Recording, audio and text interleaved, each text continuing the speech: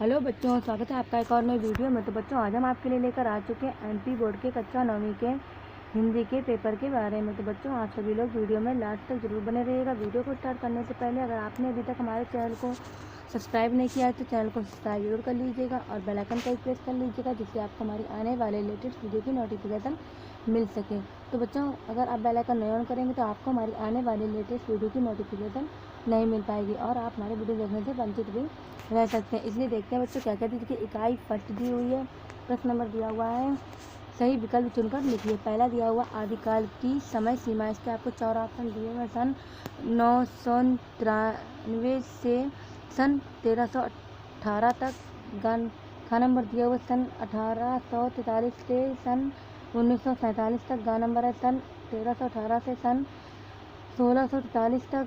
घा दिया हुआ सन 1643 से सन 1843 से तक दिया हुआ। इसका देखिए दूसरा दिया, सूरदास किस भक्ति शाखा के कवि हैं? ज्ञान मार्गी शाखा, कृष्ण भक्ति शाखा, प्रेम मार्गी शाखा, राम भक्ति शाखा। इसके बाद देखिए तीसरा दिया हुआ है, आदिकाल को रामचंद्र शुक्ल ने नाम दिया। चरण काल, अपभ्रंश काल, वीरगाथा काल, सिद्ध सामंत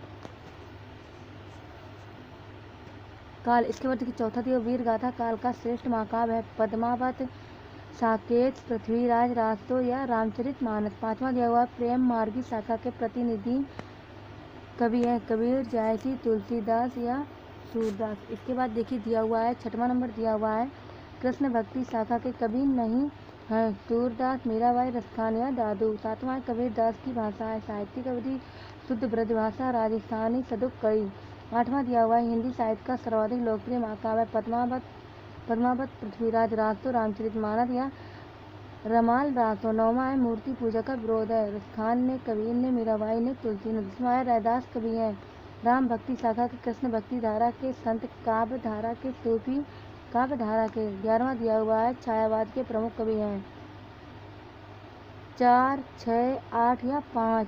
12वां दिया हुआ है, प्रगतिवादी कवि हैं रामधारी सिंह दिनकर, सूरदास, कबीर या महादेवी वर्मा। 13वां दिया हुआ, नई विधा स्थापित की गई है सन 1853 में, सन 1953 में, सन 1959 में, सन 1970 में। 14वां, रसखान ने काव्य रचना की है ब्रजभाषा में, मराठी भाषा में, पंजाबी भाषा में या इनमें से कोई नहीं। 15वां है, कबीर दास ने आयु पाई है 100 वर्ष, 120 वर्ष, 105 वर्ष या 110 वर्ष।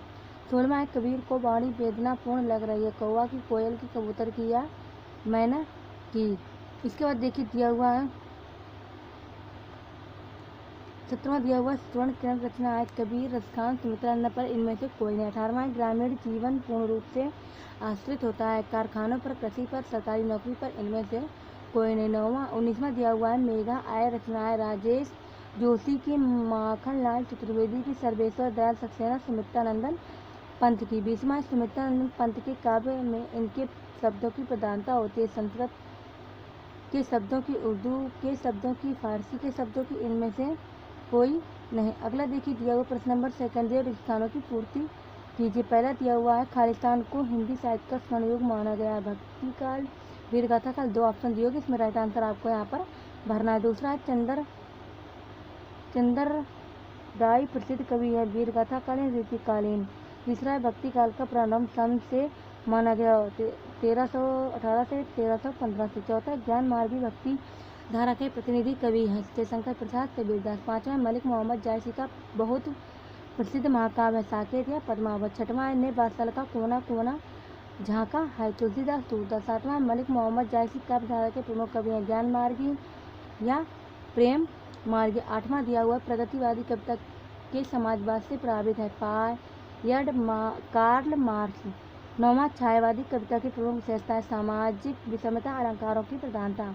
10वां, नई कविता की प्रमुख विशेषता है अनुभव प्रधान, रहस्यवादी। 11वां, प्रेमी ढूंढत में फिरो मिले न कोई प्रेमी पति। 12वां, मनुष्य हो तो वहीं रसखानी बसो गांव के ग्वारन, ब्रज गोकुल या मथुरा। 13वां, कैदी और कोयल दोनों ही देश की वासी हैं, स्वतंत्रता या गुलाम। इसका 14वां है, मखमली पेटियों सी लटकी छिमियाँ बीज पड़ी लड़ी, छिपाए या दिखाए। 15वां है, कवि ने लता का मानवीकरण के रूप में किया है नवविवाहित या कुंवारी। प्रश्न नंबर देखिए 3 सही जोड़े बनाइए। आ और बा 2 कॉलम आपको दिए गए। आ में देखिए दिया हुआ रामचरितमानस प्रश्न भक्त सूफी संत कबीरदास कृष्ण भक्ति धारा। बा में दिया हुआ मीराबाई बहय आडंबरों का विरोध तुलसीदास बल्लभाचार्य या जायसी। दूसरा देखिए दिया हुआ खंड आ और बा दिया हुआ छायावाद प्रगतिवाद नई कविता आधुनिक काल रहस्यवाद।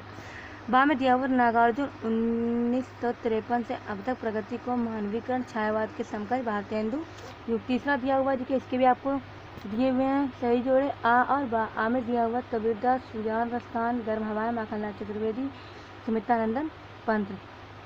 बा में दिया हुआ हिमत रंगिनी वीणा प्लय स्थान साखी सर्वेश्वर दयाल सक्सेना। इसके बाद देखिए दिया हुआ चौथा एक वाक्य में उत्तर दीजिए। पहला सूरदास ने किसकी बाल लीलाओं का वर्णन किया है। दूसरा भक्ति कालीन की राम भक्ति शाखा के प्रमुख कवि कौन है। तीसरा है बीजक कितनी रचनाएं हैं।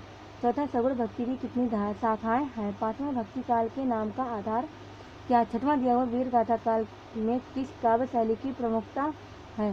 सातवां दिया हुआ छायावाद के प्रमुख 4 स्तंभ कौन कौन से हैं। आठवां प्रलय सृजन संरचना किस कवि की है। नौवां वर्ग तोड़ती पत्थर कविता किस कवि ने लिखी है। 10वां नई कविता की कोई एक विशेषता लिखी है। इसके बाद देखिए दिया हुआ 11वां दिया हुआ है कबीरदास जीवन के अंतिम दिनों में कहाँ चले गए। 12वां दिया हुआ ज्ञान की तुलना किससे की गई है। 13वां दिया हुआ मुरलीधर तथा अंधरा में कौन सा अलंकार है। 14वां कबीर रस्तान किसके अन्याय भक्त है। 15वां कोयल अपने गीतों के माध्यम से अंग्रेजी सरकार के विरुद्ध किसको बढ़ावा दे रही है। 16वां सुमित्रानंद पंत ने किसके विचारों को प्रभावित होकर कॉलेज छोड़ दिया।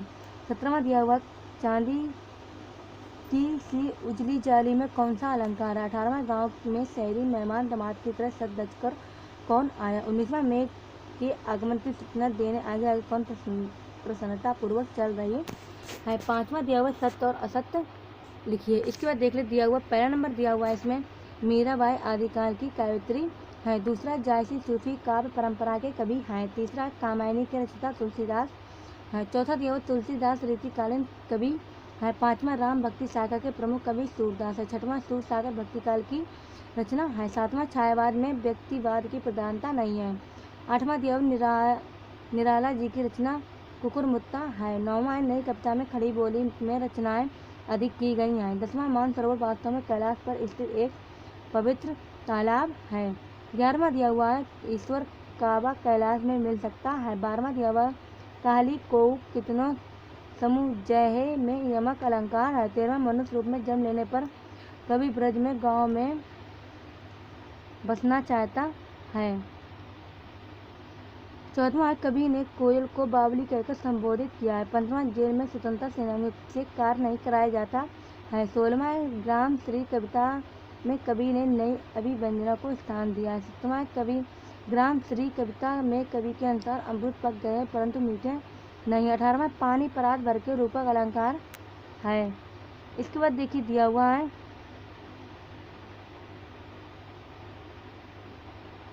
ये देखिए दिए हुए सारे क्वेश्चन, तो बच्चों आप इसका स्क्रीनशॉट ले सकते हैं। देखिए सारे क्वेश्चन आपको इसमें दिए हुए हैं। इसका देखिए दिया हुआ है निम्नलिखित काव्यांशों का संदर्भ प्रसंग सही व्याख्या भावार्थ लिखना है। देखिए पहला दिया हुआ है, दूसरा तीसरा दिया हुआ है। इसके बाद देखिए चौथा दिया हुआ है हमारा, चौथे के बाद देखिए 5वां दिया हुआ है, 5वें के बाद देखिए फिर 6वां 7वां 8वां दिया हुआ है, 8वें के बाद देखिए फिर 9वां दिया हुआ है, 10वां दिया हुआ है।